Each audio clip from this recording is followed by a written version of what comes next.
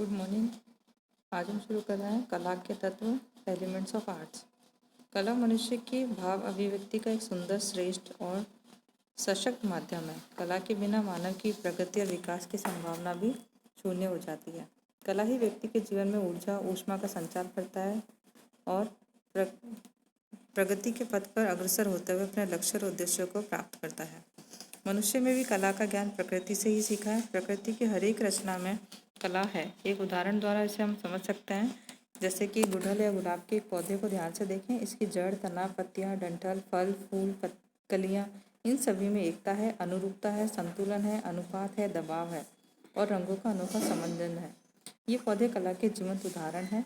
सजीव हो या निर्जीव, व्यक्ति की हर एक चीज में कला है। मनुष्य स्वयं प्रकृति की एक अनमोल कलाकृति है। अब हम देखते हैं कि कला क्या है, इसकी परिभाषा देख लेते हैं। मानव के भावों की सहज अभिव्यक्ति का नाम कला है। वस्तुतः कला व्यक्ति के विचारों और भावों का इस ढंग से अभिव्यक्तिकरण है कि वह उसे सुख, आनंद, हर्ष, उल्लास एवं संतुष्टि प्रदान करता है।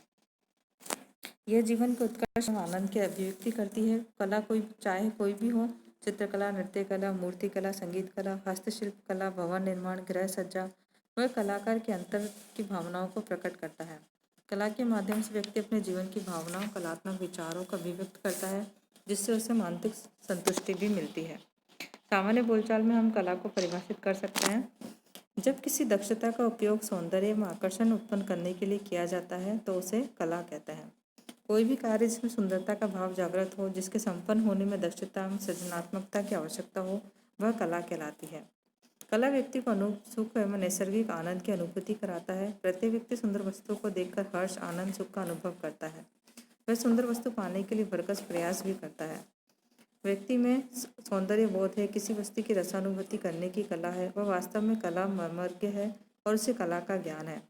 सुखमय एवं आनंदमय जीवन के लिए गृह सज्जा व्यवस्था आवश्यक है। व्यक्ति जहाँ कहीं भी थका आ रहा आता है, विश्राम घर में ही करता है। घर में ही वह दुनिया के सभी परेशानियों को भूल जाता है। इसके लिए आवश्यक है कि कक्षों की उत्तम सज्जा हो, वस्तुएं व्यवस्थित हो और क्रम में सजी हो।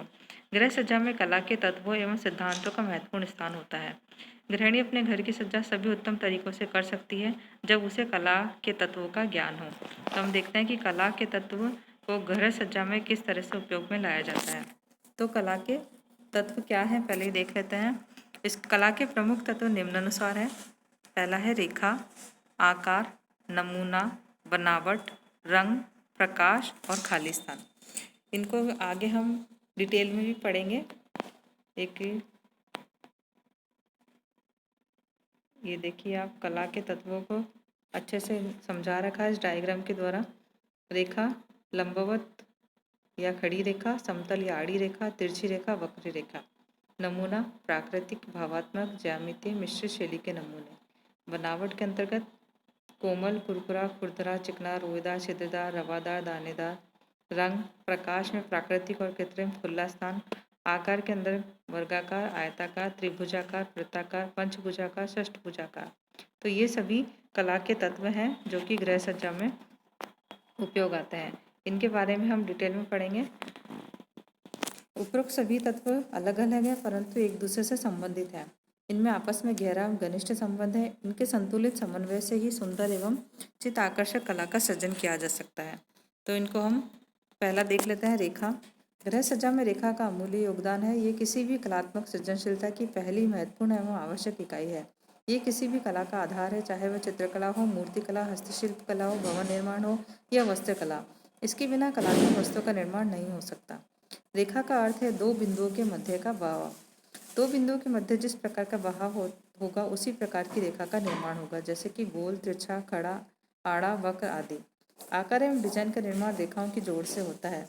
गृह सज्जा में रेखाओं से तात्पर्य यह नहीं कि कमरों में, दीवारों पर, फर्श पर खड़ी, आड़ी, तिरछी रेखा यह खींच दी जाए, परंतु इसका अर्थ यह होता है कि वस्तुओं को कक्ष में इस तरह से खड़ी, आड़ी, वक्र, तिरछी या समतल रूप में रखे जाएं जिससे वे देखने में सुंदर लगे और मन को प्रसन्न करे। रेखाओं का मन पर संवेगात्मक प्रभाव पड़ता है, जैसे कि सजीवता, क्रियाशीलता, नीरसता, बेचैनी, व्यग्रता आदि।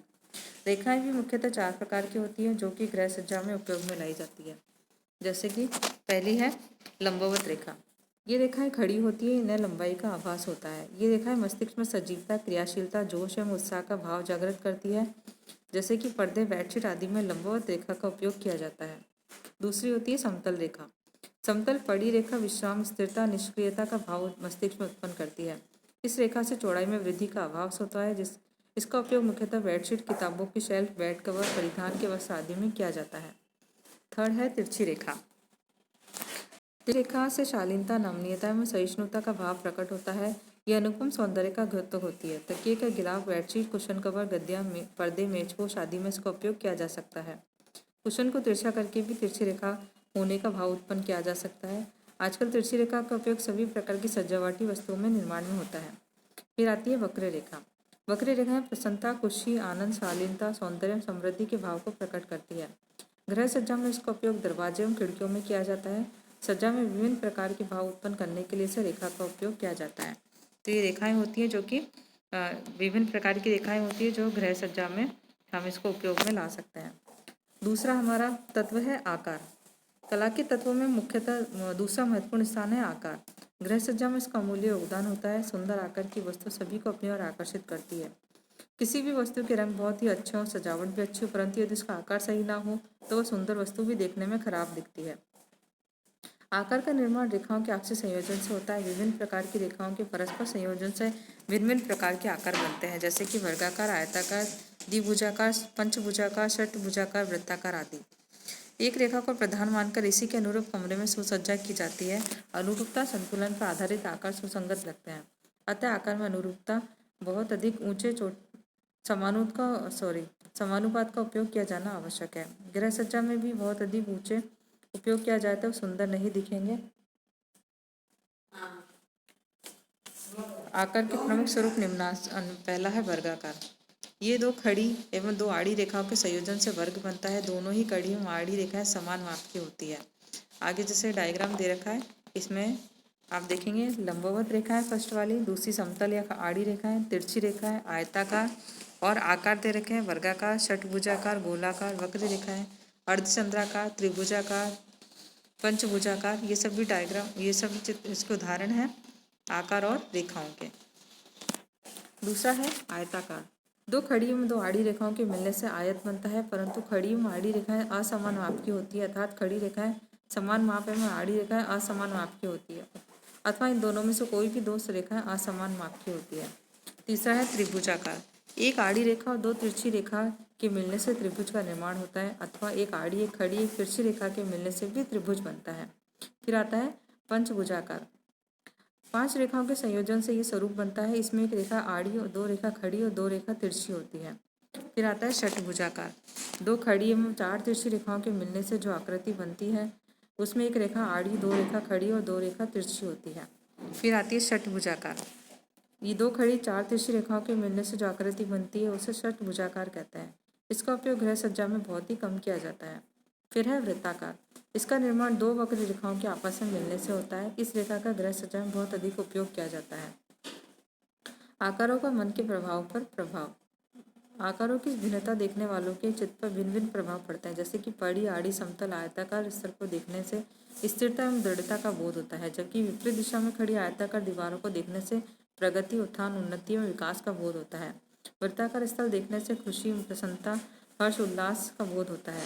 मंदिरों के ऊपर त्रिकोण अथवा त्रिशूल देखने से मन में धर्म के प्रति आस्था एवं अध्यात्म का बोध होता है। आगे हम देखेंगे आकार की विशेषताएं और अन्य जो तत्व हैं उनको भी हम डिटेल में पढ़ेंगे। धन्यवाद।